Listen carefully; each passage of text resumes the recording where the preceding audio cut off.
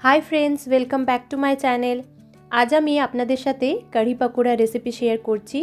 आसुन देखे निই এই রেসিপিটা কিভাবে তৈরি করতে হয়। সবথেকে প্রথমে আমি এখানে টক দই নিয়ে নিয়েছি।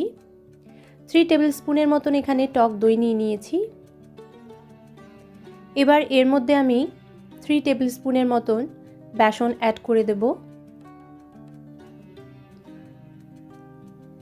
এর মধ্যে এবার কিছু গুঁড়ো মশলা অ্যাড করে দেব। হলুদের গুঁড়ো দিয়ে দিলাম, দিয়ে দেব এখানে হাফ টি স্পুন লাল লঙ্কার গুঁড়ো, ধনের গুঁড়ো অ্যাড করে দিলাম, আর এখানে রোস্টেড জিরের গুঁড়ো অ্যাড করে দিলাম। স্বাদ মতন এখানে নুন দিয়ে দিলাম। এর মধ্যে আদা আর রসুনকে ভালোভাবে গ্রেট করে নিয়েছি, সেটাও অ্যাড করে দিলাম। যেই বাটিতে দই আমি নিয়েছিলাম সেই বাটি করে মাপ করে 1 বাটি এখানে আমি জল অ্যাড করে দিলাম। এবার এটাকে ভালোভাবে সব কিছুকে একসাথে মিক্স করে নিতে হবে। মিক্স হয়ে গেলে এখানে ওই বাটি 1 বাটি আরও জল অ্যাড করে দেব। এখানে কাঢ়ির রেসিপিটার মধ্যে জলের মাত্রাটা একটু বেশি থাকবে, এটা কুক হলে কিন্তু এটা ঠিক হয়ে যাবে। এবার এটাকে আমি রান্না করব। একটা পাত্রে আমি এখানে সরষের তেল নিয়ে নিলাম, আপনারা চাইলে এটা সাদা তেলেও করতে পারেন। তেলটা ভালোভাবে গরম হয়ে গেলে এখানে কালো সরষে ফোড়ন দিয়ে দিলাম, অল্প সামান্য গোটা জিরে দিয়ে দিলাম, আর একটু জোয়ান অ্যাড করে দিলাম। খানিকটা কারি পাতা দিয়ে দিলাম। আমার কাছে যেহেতু ফ্রেশ কারি লিভ নেই বলে আপনাদের কাছে যদি থাকে তাহলে সেটাই অ্যাড করবেন। অল্প করে এখানে আমি হিংও অ্যাড করেছি, সেটা ভিডিওতে তুলতে ভুলে গেছি। স্লাইস করা পেঁয়াজ এখানে অ্যাড করে দিলাম। পেঁয়াজটাকে এবার লাল লাল করে ভেজে নিতে হবে।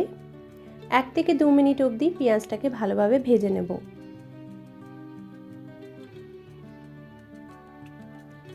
পেঁয়াজটা ভালোভাবে ভাজা হয়ে গেছে। এবার আমি তৈরি করে রাখা সেই দই আর বেসনের মিশ্রণটা এখানে অ্যাড করব।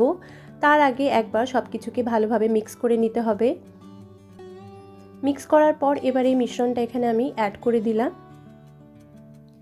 এবার এই কারিটাকে এবার আমি 7 থেকে 8 মিনিট ধরে ভালোভাবে রান্না করব মিডিয়াম ফ্লেমে। মাঝে মাঝেই কিন্তু এটাকে একবার করে নেড়ে দিতে হবে, না হলে তলায় লেগে যাওয়ার সম্ভাবনা আছে।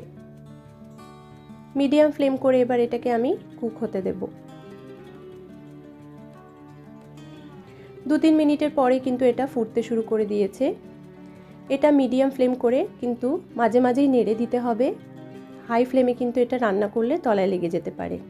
ততক্ষণ আমরা একটা পকোড়ার ব্যাটার তৈরি করে নেব। এখানে আমি 4 টেবিল স্পুনের মতন বেসন নিয়ে নিলাম।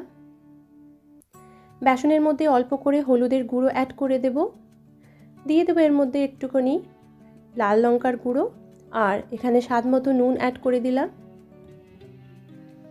নুনটা অ্যাড করার পর এর মধ্যে আমি অল্প করে জোয়ান অ্যাড করে দিলাম, আর এখানে আমি বেকিং সোডা অ্যাড করলাম। বেকিং সোডাটা কিন্তু অ্যাড করলে পকোড়াগুলো বেশ ভালো ফোলা ফোলা হবে। এই বেসনটাকে ভালোভাবে চামচ দিয়ে সব কিছুকে মিক্স করে নিতে হবে। এবার অল্প করে জল অ্যাড করে এখানে আমি হাত দিয়েই কিন্তু এই ব্যাটারটা মেখে নেব। ভালোভাবে হাত দিয়ে ঘুরিয়ে ঘুরিয়ে এই ব্যাটারটাকে বেশ খানিকক্ষণের ধরে মেখে নিতে হবে।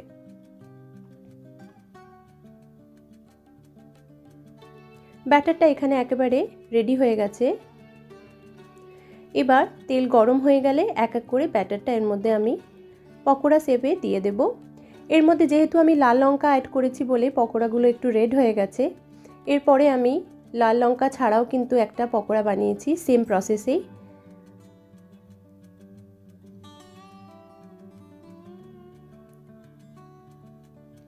এখানে পকোড়াগুলো মোটামুটি ভাজা হয়ে গেছে, তুলে রাখবো।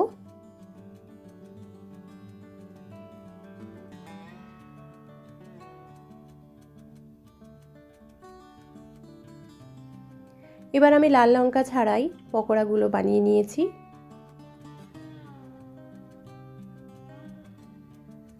যেহেতু এর মধ্যে বেকিং সোডা দেওয়া আছে বলে পকোড়াগুলো খেতে কিন্তু খুবই ফ্লাফি আর খুবই নরম হয়েছে।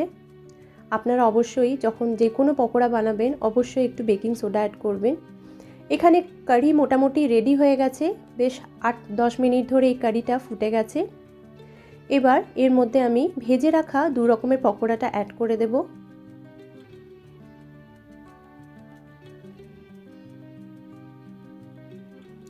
এই লাল পকোড়াগুলো কিন্তু খেতে খুবই স্পাইসি ছিল। এবার 1 মিনিটের মতন সব কিছুকে ভালোভাবে নাড়াচাড়া করে এই কারির সাথে ফুটতে দেব। 1 মিনিট হয়ে যাবার পর আমি গ্যাসের ফ্লেমটা বন্ধ করে দেব। ততক্ষণ এর জন্য আমি একটা তাড়কা তৈরি করে নেব। একটা পাত্রে অল্প সামান্য তেল নিয়ে নিয়েছি। এখানে হাফ টিস্পুনের মতন গোটা জিরে অ্যাড করে দিলাম। একটা শুকনো লঙ্কা এখানে অ্যাড করে দেব। আর এখানে আমি একটু Kashmiri red chilli powder add করে দিলাম ভালো কালারের জন্যে। আপনারা চাইলে এখানে অল্প সামান্য হিংও অ্যাড করতে পারেন। আমি আগে যেহেতু হিং অ্যাড করেছি বলে আর এখানে অ্যাড করলাম না। সব কিছুকে ভালোভাবে একটু নাড়াচাড়া করে নিতে হবে। আর এই তাড়কাটা এবার আমি পাকোড়ার উপরে অ্যাড করে দেব। ব্যাস, আমাদের এখানে কারি পাকোড়া একেবারেই রেডি হয়ে গেছে। খেতে এই কারি পাকোড়াটা খুবই ভালো লাগে। অবশ্যই ভাতের সাথে একবার ট্রাই করে দেখবেন। রোজ একঘেয়ে রান্না করে খেতে কিন্তু আমরা বোর হয়ে গিয়ে থাকি। এই কারি পাকোড়া একবার অবশ্যই বাড়িতে ট্রাই করে দেখুন, খেতে খুবই সুস্বাদু হয়। আর আমার যদি এই রেসিপিটা আপনাদের ভালো লেগে থাকে তাহলে অবশ্যই আমার চ্যানেলটাকে সাবস্ক্রাইব করবেন। Thank you for watching my video.